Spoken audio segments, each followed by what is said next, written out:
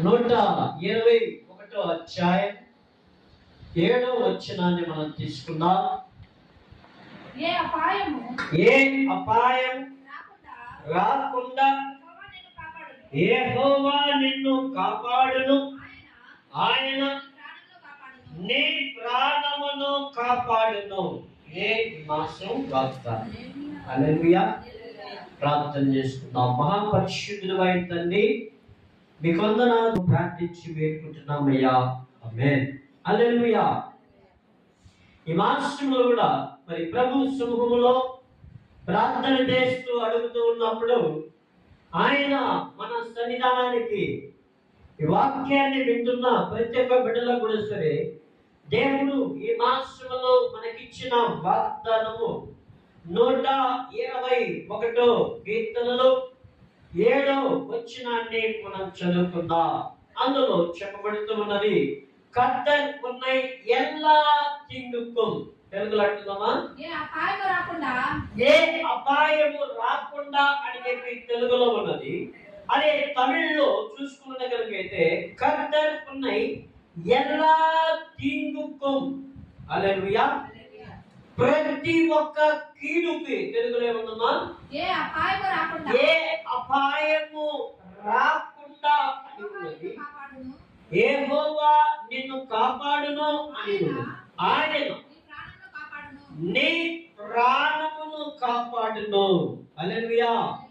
எல்லா தீங்குக்கும் అంటే ప్రతి ఒక్క అపాయము లేకుంటే ప్రతి ఒక్క కీడు నీకు తగలకుండా, నీ బిడ్డలకు తగలకుండా, లేకుంటే నీ భర్తకు తగలకుండా, లేకుంటే నీకు సంబంధించిన వారికి ఏ కీడు తగలకుండా దేవుడు ఈ మాసమంతా కూడా సరే ఎన్ని సంవత్సరాలు దేవుడు ఆయుష్కాలాన్ని అయితే మీకు పెట్టి ఉన్నాడు, అన్ని సంవత్సరాలు కూడా సరే ఏ అపాయము మీకు తగలకుండా, అంత మాత్రమే కాకుండా మీ ప్రాణాలను ఆయన కాపాడుతాడంట. తెలుగు అంటున్నామా పదం, ఆయన నీ ప్రాణమును కాపాడును. హల్లెలూయా. హల్లెలూయా. కాబట్టి దేవుని పరిశుద్ధ నామానికి మహిమ కలుగును గాక. కాబట్టి 121 కీర్తనలో 7వ వచనం ప్రకారము దేవుడు నీకును నీ బిడ్డలకును ఏ కీడు తగలకుండా ఆయన నిన్ను మడు కాదు కానీ నీ ప్రాణములకు, హల్లెలూయా, మీ ప్రాణములకు ఏమీ కాకుండా మిమ్మల్ని కాపాడుతూ వస్తాడు. హల్లెలూయా. హల్లెలూయా. అందుకని యోబు స్నేహితుడు అంటున్నాడు, యోబు 5వ అధ్యాయము 19వ వచనములో 6 ఇక్కట్టుகளுக்கு உம்மை நீங்களாக்குவார், 7ஆவதிலும் பொல்லாப்பு உம்மை தொடாது. తెలుగులో యోబు 5వ అధ్యాయము 19వ వచనం. 6 బాధల్లో నుండి ఆయన నిన్ను విడిపించును. 7 బాధలు కలిగినను నీకు ఏ కీడు తగలదు. బైబిల్ క్లియర్గా చెప్పేసి ఏ కీడు నీకు తగలదు. హల్లెలూయా. ఎవరిని మాట్లాడుతున్నాడని చూసుకున్నట్లయితే యోబు స్నేహితుడు ఎలీఫాజ్ మాట్లాడుతున్నాడు. హల్లెలూయా. అంటే తన జీవితంలో తను అనుభవించి తను తీసుకున్న ప్రకారము ఆయన యోబు పుస్తకములో చెప్పబడిన ప్రకారము ఈ రోజు దీన్ని మనం చదువుకుంటున్నాం. 6 ఇక్కట్టుகளுக்கு உம்மை நீங்களாக 7ஆவதிలో பொல்லாப்பு உம்மை தொடாது. అంటే 7 కీడు వచ్చినా కూడా సరే మీకు అది తగలదంట. హల్లెలూయా.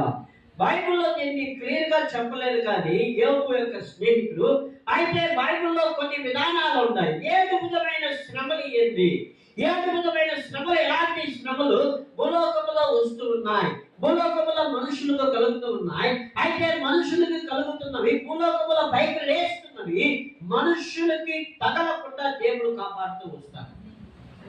హల్లెలూయా. అప్పుడు 7 విధమైన బాధలు ఏంటని చూసుకున్నది కనుకైతే మొదటిది కరువు. హల్లెలూయా. మొదటి ఏంటమ్మా? కరువు. రెండవదిగా మేము చూసుకున్నది కనుక కనుకైతే ఖడ్గము, మూడవది మీరు చూసుకున్నది కనుకైతే వ్యాధి బలహీనత, అంటే అంటు వ్యాధి అంటాం. హల్లెలూయా. నాలుగవదిగా మనం చూసుకున్నది కనుకైతే ఇక్కడ మిరుగాలు. కాబట్టి ఒక్కొక్కటిగా మనం చూసుకున్నాం. మొదట చూసుకున్నది కనుకైతే కరువు. హల్లెలూయా, హల్లెలూయా. కాబట్టి బైబిల్ గ్రంథం అంటున్నది కరువు కాలములలో కూడా దేవుడు నిన్ను కాపాడేది. హల్లెలూయా. సంఘములో ఉన్నటువంటి ప్రత్యేక బిడ్డలు కూడా సరే, ఈ భూలోకం అంతటిలో కరువు వచ్చిన ఆ కరువు దినాలలో నిన్ను నన్ను కాపాడుతూ ఉంటాడు. హల్లెలూయా. కాబట్టి అందుకనే కీర్తనలు 37వ అధ్యాయము 19వ వచనం అంటున్నది, ఈ కరువు కాలం ఏ విధంగా ఉంటుందని చూసుకున్నది కనుకైతే ఆర్థికమైన ఇబ్బందులు, ఆర్థికమైన కష్టాలు. హల్లెలూయా, హల్లెలూయా. కాబట్టి ఆర్థికమైన ఇబ్బందులు, ఆర్థికమైన కష్టాలు. కాబట్టి పేదరికము లేని, అంటే ఏమీ లేని పరిస్థితి. హల్లెలూయా.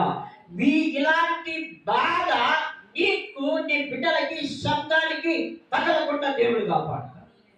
చూడండి, ఆపత్కాలమందు వారు సిగ్గునందరు, అంటే అవమానము నొందరు. కరువు దినములలో వారు, కరువు ఎంత భయంకరంగా ఉన్నప్పుడు వారికి తృప్తి ఉంది. హల్లెలూయా. సారాపత్రులకు ఏముంది? తృప్తి ఉన్నది. దేశమంతా కరువు ఉన్నది, అయితే ఆ విధవరాలకి తృప్తి ఉన్నది, వస్తానే ఉంది. ఎలియా ఇంటికి పోయాడు, అందుకే రావాల్సింది వస్తూనే ఉంది. ఎలియా కూడా ఎవరున్నాడు? దేవుడు. హల్లెలూయా, హల్లెలూయా. కాబట్టి దేవుని పరిశుద్ధ నామానికి మహిమ కలుగును గాక. మొదటి బాధ, ఏమి బాధ? కీడైన బాధ చూసుకున్నది కనుకైతే కరువు. హల్లెలూయా.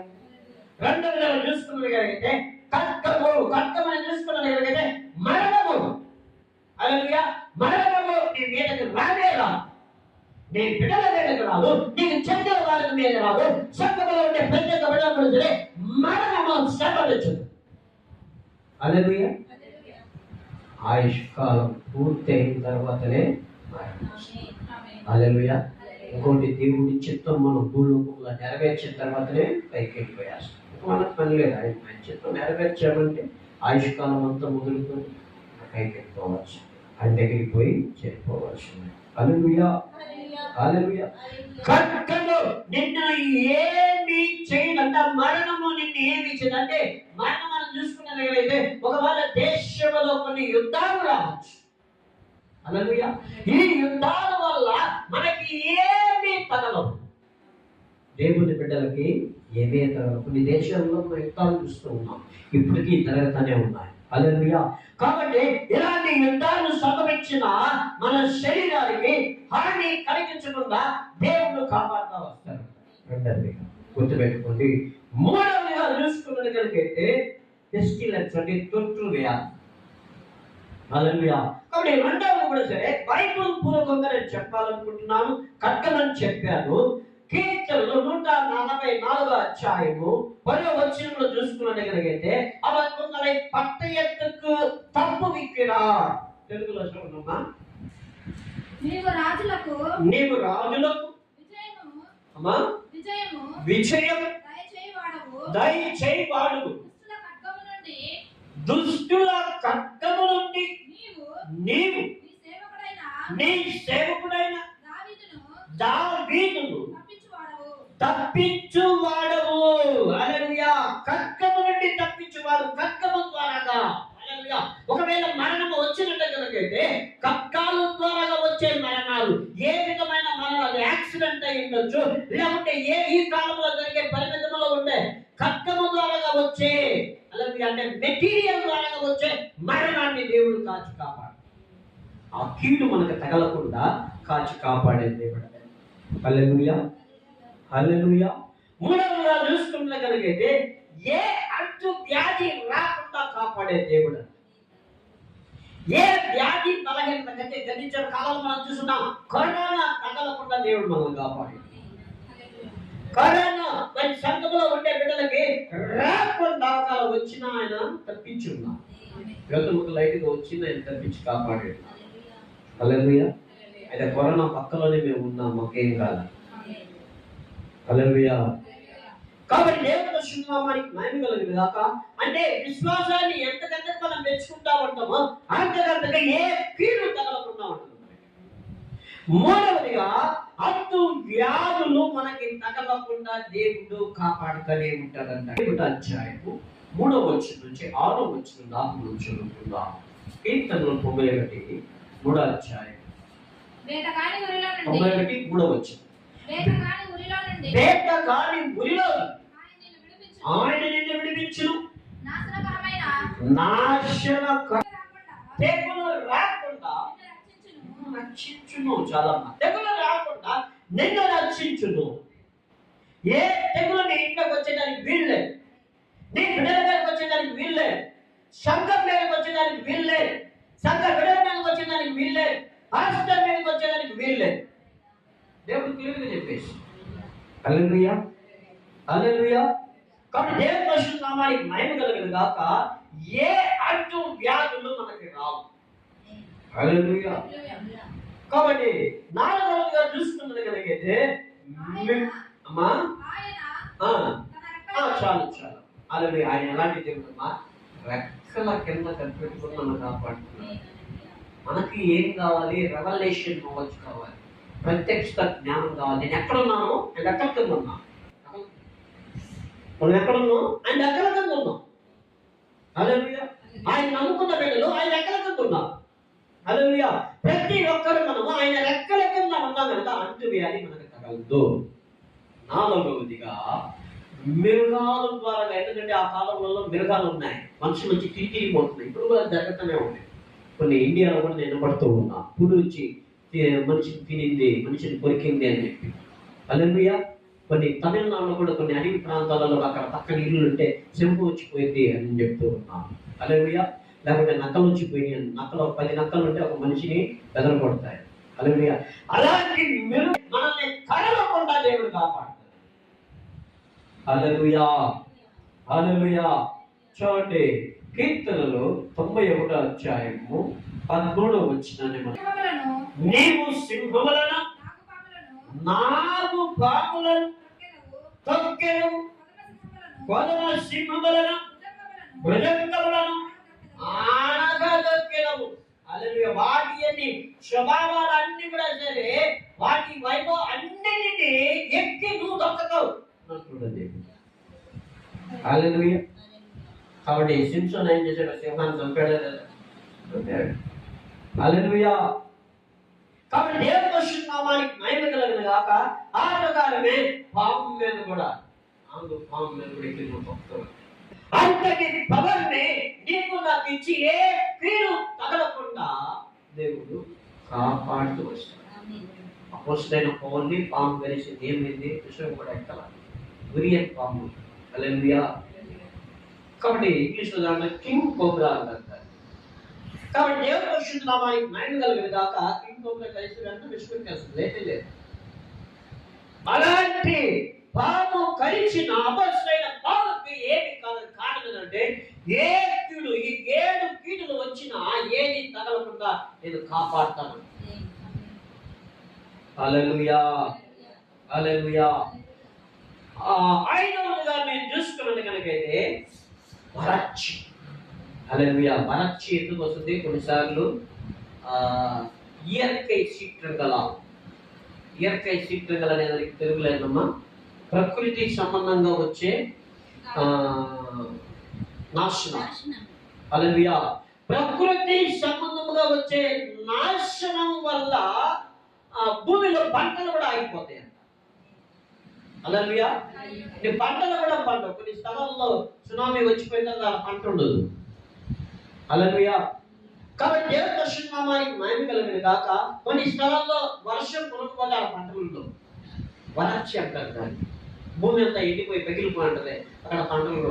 అలాంటి భూమి మీద జరిగినా కూడా సరే ఆ కీడు తగలకుండా దేవుడు కాపాడుతాడు. ఉలగత్తలే అంటే లోకంలో వరక్షి ఉంటుంది కానీ హల్లెలూయా. పరిచర్యదానికి తెలుగులో మంచి పదమేనమ్మా, ఇంగ్లీష్లో డ్రాఫ్ట్ అంటాం దాన్ని, తెలుగులో కాండం 28వ అధ్యాయం 22వ వచనాన్ని మనం చదువుకుందాం. ఎండిన భూమి, కానీ సరైన పదం అనేది ఉన్నది. ద్వితీయోపదేశ కాలం వచనంలో ఉంటుంది. యెహోవా అమ్మా క్షయ ఘోరము చేతను జ్వరము చేతను మంట చేతను ఖడ్గము చేతను కంకి కాటము చేతను భూజా చేతను నిన్ను కొట్టును. దాంట్లో ఒకటిగా వరచ్చు.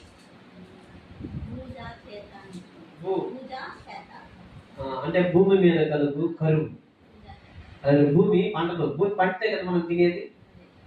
భూమి పండిస్తే బియ్యం పండిస్తే బియ్యం తినబోతాం, అవి పండం అంట. అవి పండన కాలంలో కూడా సరే దేవుడు మనకు ఆహారం సమృద్ధిగా కలుగజేస్తాడు. ఆ కీడు కూడా తగలకుండా దేవుడు నిన్ను నన్ను కాపాడుతా వస్తాడు. చూసుకున్నట్లయితే ఈఎంఐకి సంబంధపడ్డ సీట్రంగాలు అవి భూకంపం అయి ఉండొచ్చు, లేకుంటే ఎండలు అయి ఉండొచ్చు, లేకుంటే వరదలు అయి ఉండొచ్చు. ఇలాంటివి కూడా నీకు నీ బిడ్డలకి సంఘానికి తగలకుండా దేవుడు కాపాడు. హల్లెలూయా. కాబట్టి దేవుని పరిశుద్ధ నామానికి భయం కలిగిన కాక ఆ ప్రకారమే బైబిల్ గ్రంథంలో మనం చూసుకున్నట్లయితే సామెతలు 46వ అధ్యాయము 2వ వచనాన్ని మనం చదువుకున్నాం. 2వ వచనం 3వ వచనంలో అక్కడ రాయబడింది. క్షమించండి, కీర్తనలు 46వ అధ్యాయం. భూమి మీద కరువున్నా నీ ఇంట్లో సమృద్ధిగా అన్నం ఉంటుంది. ఒక ఆమెను చెప్పాలి. హల్లెలూయా. భూమి మీద ఎంత కరువు వచ్చినప్పుడు సరే, హల్లెలూయా, భూమి ఏ పండకపోయినప్పుడు సరే నీ ఇంట్లో బియ్యం ఉంటాయి, నీ ఇంట్లో అన్నం ఉంటుంది, నీ ఇంట్లో నూనె ఉంటుంది, నీ ఇంట్లో ఉప్పు ఉంటుంది, అన్నీ ఉంటాయి. కారణం ఏంటంటే ఆ కీడు నీకు రాకుండా దేవుడు కాపాడుతూ వస్తాడు. ఆరోగ్యం భూమి భూమి ఒకవేళ మార్పు నందినను, భూమి నిలై మారినాలో అంటే భూమి ఆ ప్లేస్ అనేది కదలద్దంట. హల్లెలూయా. మలైకల్ నాడీ సముద్రం, ఇప్పుడు మనం వింటూ ఉన్నామేమో అంటార్టికాలో కొన్ని కొండలు కరుగుతున్నాయని చెప్పేసి, అలాగే కరిగి ఆ నేలలో పడిపోతే ఏమన్నా సునామీ వచ్చేస్తుంది.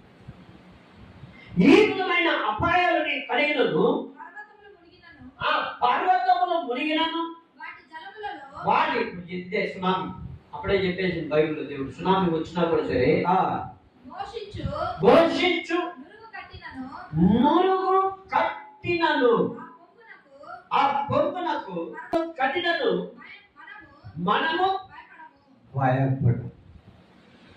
ఏ పొంగి వచ్చినప్పుడు భయపడాల్సిన అవసరం లేదు. దేవుడు అక్కడి నుంచి కాపాడే బయటికి తీసుకుంటాడు. హల్లెలూయా. హల్లెలూయా. కాబట్టి దేవుని పరిశుద్ధ నామానికి మహిమ కలుగును గాక. కాబట్టి ఆ రోజుగా మనం చూసుకున్నట్లయితే ప్రకృతికి సంబంధించిన నాశనాలు, బాధలు, ఇవన్నీ బాధలే.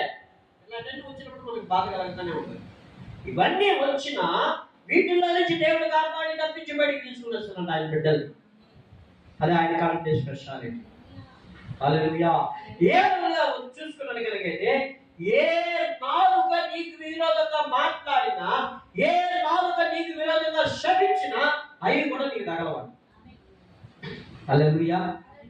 హల్లెలూయా. నీకు విరోధంగా ఒకవేళ నీవు పోయే స్థలంలో నీకు నీ మీద తప్పుగా చెప్పినా కూడా సరే అవి పనిచేయవాలి. నీ మీద పోరాటం కలిగి నీకు కుట్రగా ఏదన్నా పన్నాగం చెయ్యాలన్నా కూడా సరే అవి ఫలింప చేయకుండా, అంటే ఒకవేళ నీ మీద కేసు అబద్ధపు కేసు పెట్టినా కూడా సరే ఏమి లేకుండా దేవుడు చేశాడు. అదే నీకు విరోధంగా నాలుక వల్ల కూడా ప్రాబ్లమ్స్. హల్లెలూయా. కాబట్టి సామెత కీర్తనలు 120 అధ్యాయం 2వ వచనం మనం చదువుకున్నాం.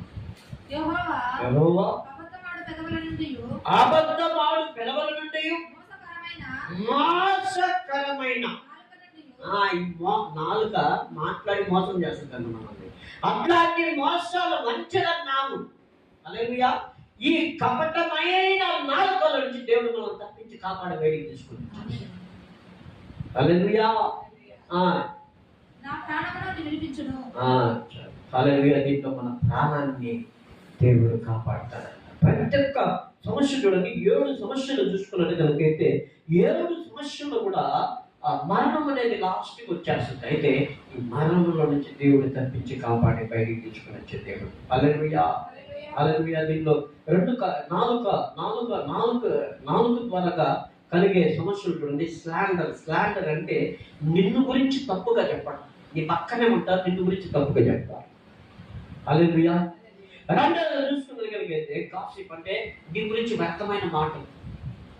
ఇలాంటి వచ్చినా కూడా సరే దేవుడు అవి నీకు తగలకుండా, నీ కుటుంబానికి నీ బిడ్డలకు తగలకుండా, ఒకవేళ అది మంత్రాలు వేసినా కూడా సరే ఆ మంత్రాలు నీకు తగలకుండా, మంత్రాలు 4 ద్వారానే అవి నీకు తగలకుండా దేవుడు కాపాడలాగానే బయటికి తీసుకుని వచ్చేస్తాడు.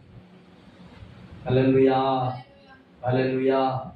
దేవుడు ఈ విధమైన 7 కీడులని బైబిల్లో అంటే చూసుకున్నట్టు కనుకైతే ఇక్కడ యోగు స్నేహితులు మాట్లాడుతున్నాడు. అయితే దీన్ని మనం బైబిల్ సెర్చ్ చేసినట్టు కనుకైతే క్లియర్గా ఆ అధ్యాయం మనం సరిగ్గా చూడలేదు, కానీ నేను చూస్తూ ఉన్నాను అధ్యాయం ఏమన్నా ఉండేది లేదంటే తర్వాత బైబిల్ తిరిగేస్తూ ఉన్నప్పుడు కొన్ని విషయాలు నాకు కనపడలేదు. అది ఏవి.